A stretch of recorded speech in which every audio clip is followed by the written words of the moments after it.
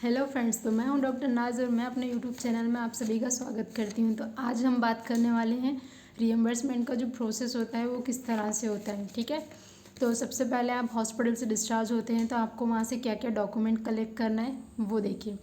Discharge summary, sign और stamp के साथ फाइनल बिल और जो बिल पे किया उसकी receipt, breakup bill like pharmacy हो जो मेडिसिन आपने बाहर से परचेज़ की है, जहाँ से परचेज़ की है उसी का स्टैम्प और साइन चाहिए। ओके, उसके बाद आपका रिसिप्ट हो गया। डॉक्टर नोट्स, डॉक्टर का प्रिस्क्रिप्शन, ट्रीटमेंट नोट्स ये आपको हॉस्पिटल से कलेक्ट करने हैं। इन्वेस्टिगेशन रिपोर्ट्स, ब्लड की, सीटी स्कैन की, एमआरआई की, एक्सरे की, अल्ट्रासाउंड की, ये ओरिजिनल रिपोर्ट्स आपको कलेक्ट करनी है स्टैम्प और साइन के साथ। ओके, उसके बाद यदि ऑपरेशन हुआ है तो ओटी नोट्स, इम्प्लांट जो लगाया है स्टिकर उसकी ओरिजिनल रिसिप्ट। ओके, पेशेंट का आईडी प्रूफ, पॉलिसी जो आपकी हेल्थ पॉलिसी है वो, और एक कैंसिल चेक। ये डॉक्यूमेंट आपको रिइंबर्समेंट करने के लिए चाहिए।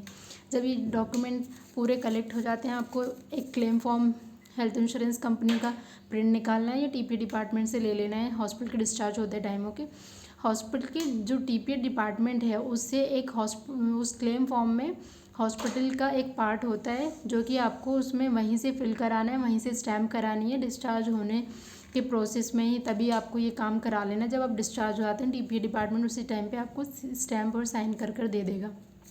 उसके बाद आपको घर जाकर आराम से तसल्ली से ये फॉर्म भरना है, उसमें सारी चीज़ें अच्छे से मेंशन करनी है।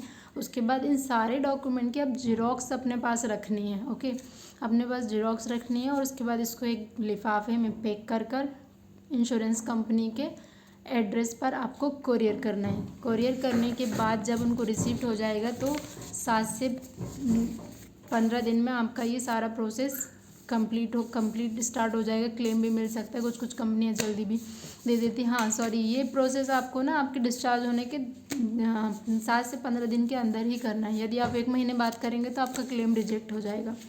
दूसरी बात ये बताना चाहूँगी, यदि आप कैशलेस में एडमिट हुए थे और आपका क्लेम रिजेक्ट हो गया किसी रीज़न से तो बहुत कम चांसेस होते हैं रियम्बर्समेंट को मिलने की। रीपेमेंट आपको वो नहीं करते, वहाँ पर भी आपको कैंसिल ही कर देंगे किसी रीज़न की वजह से, जैसे कि कोई चीज़ आपके क्लेम में मतलब नहीं थी।